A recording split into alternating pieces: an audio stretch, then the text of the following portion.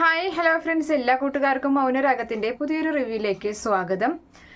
അങ്ങനെ നമ്മുടെ രാഹുലിനെ വീഴ്ത്തിരിക്കുകയാണ് കിരണാണ് രാഹുലിനെ വെടിവെക്കുന്നത്. രാഹുൽ അങ്ങനെ തളർന്ന് കിടക്കുകയാണ്.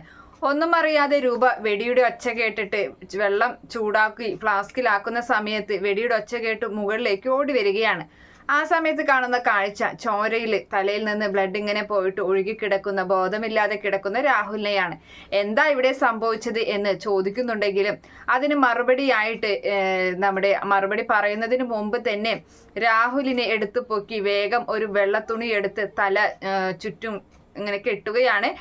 അപ്പോ കിരൺ പറയുന്നുണ്ട്, അയാളെ അങ്ങനെ കെട്ടേണ്ട ആവശ്യമില്ല, അയാള് തലയിൽ ബ്ലഡ് വാർന്നു പോയി, അയാൾ മരിക്കണം, അയാൾ അത്രയ്ക്ക് ദുഷ്ടനാണെന്നാണ് പറയുന്നത്.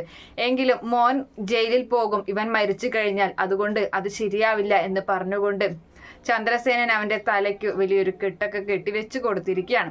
ആ സമയത്താണ് പ്രകാശനാണ് ഇതിന്റെ പിന്നില്, പ്രകാശനാണ് തന്നെ സഹായിച്ചത്, തനിക്ക് വിവരങ്ങൾ തന്നത് എന്ന കാര്യം നമ്മുടെ കിരൺ പറയുകയാണ്. അങ്ങനെ രാഹുലാണെങ്കിൽ കല്യാണിയെ ടാർഗറ്റ് ചെയ്ത് കല്യാണിയെ ഇന്ന ദിവസം 18-ാം തീയതി കൊല്ലും എന്ന് അവളുടെ നേരെ ശ്രദ്ധ തിരിച്ചുകൊണ്ട് എല്ലാവരും അപ്പോൾ കല്യാണിയെയാണല്ലോ ശ്രദ്ധിക്കുക. അവൾക്ക് കൂടുതൽ സംരക്ഷണമൊക്കെ കൊടുത്ത് അവിടെ ആയിരിക്കുമല്ലോ എല്ലാവരും. അങ്ങനെ അങ്ങോട്ട് ശ്രദ്ധ മാറ്റി ഇവിടെ ചന്ദ്രസേനനെയും രൂപയെയും കൊല്ലാനാണ് രാഹുൽ ശ്രമിച്ചത്. പക്ഷേ പ്രകാശൻ കൂടെയുള്ളത് കൊണ്ട് അത് കറക്റ്റായി മനസ്സിലാക്കുകയും രാഹുലിന്റെ പുറകെ തന്നെ കൂടി സത്യങ്ങൾ മനസ്സിലാക്കി കിരണിനെ തൻ്റെ ഫോൺ എടുത്ത് വിളിച്ച് കാര്യങ്ങൾ അറിയിക്കുകയും ചെയ്യുന്നുണ്ട്. എന്തായാലും ആ സമയത്ത് രൂപയും സേനനും കല്യാണിയുടെ അരികിൽ തന്നെയായിരിക്കും. കുറെ രാത്രി ആയതിനു ശേഷമാണ് സേനനും രൂപയും തിരികെ സ്വന്തം വീട്ടിലേക്ക് വരുന്നത്. അപ്പോഴേക്കും രാഹുൽ അവിടെ സ്ഥാനം ഉറപ്പിച്ചിട്ടുണ്ടായിരിക്കും ആ വീടിന്റെ അകത്ത്. അങ്ങനെ ആ സമയത്ത് സേനനെ കൊല്ലണമെന്ന് വിചാരിച്ച അങ്ങനെ നിൽക്കുമ്പോൾ ആയിരിക്കും സേനനും രൂപയും എത്തുന്നത്. അതുപോലെ തന്നെ കിരൺ, ഇവരെ ആരും അറിയാതെ കിരണും അവിടെ എത്തുന്നുണ്ട്. കിരണിനെ ചന്ദ്രസേനൻ വിളിച്ചു നോക്കുമ്പോൾ സ്വിച്ച് ഓഫ് ആകുമ്പോൾ ചെറിയൊരു പേടിയൊക്കെ ഉണ്ടാകുന്നുണ്ട്. എന്തായാലും കിരൺ ആരോടും പറയാതെ തന്നെയാണ് അവിടെ എത്തുന്നത്. അതിനുശേഷമാണ് രാഹുലിനെ വെടിവെച്ച് വീഴ്ത്തുന്നതും രാഹുൽ അങ്ങനെ കിടക്കുന്നതും.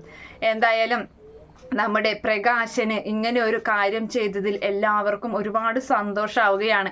അവൻ ശരിക്കും ജീവിതത്തിൽ മാറിയത് തന്നെയാണ് എന്ന് മനസ്സിലാക്കുന്നുണ്ട് എല്ലാവരും. അതിനുശേഷമാണെങ്കിൽ കല്യാണിയും കാദംബരിയും അതുപോലെ നമ്മുടെ കാർത്തികയും കൂടിയിട്ട് അമ്പലത്തിലേക്ക് വരുന്നുണ്ട്. അപ്പോൾ അവിടെ പ്രകാശൻ ഉണ്ടായിരിക്കും.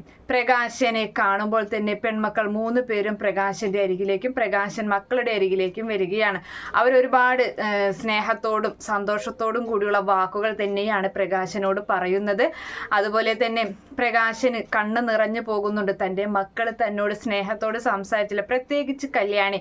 അതുകൊണ്ട് തന്നെ മനസ്സ് നിറഞ്ഞ് സന്തോഷത്തോടു കൂടി തന്നെയാണ് ആ അമ്പലത്തിൽ നിന്നും പോകുന്നത്. എന്തായാലും നമ്മുടെ പ്രകാശനെ ഇങ്ങനെ അലഞ്ഞു തിരിഞ്ഞു വിടാൻ അനുവദിക്കുന്നില്ല. നമ്മുടെ ഭാനുമതി അമ്മ ഇപ്പോൾ താമസിക്കുന്ന ആ സായാഹ്നമുണ്ടല്ലോ, ആ സായാഹ്നത്തിൽ ഒരു സ്ഥലം അവനും വാങ്ങിക്കൊടുക്കുകയാണ്. അവന് അവിടെ താമസിക്കാനും ഭക്ഷണത്തിനുള്ള സൗകര്യങ്ങളൊക്കെ കല്യാണി ചെയ്തു കൊടുക്കുന്നുണ്ട്.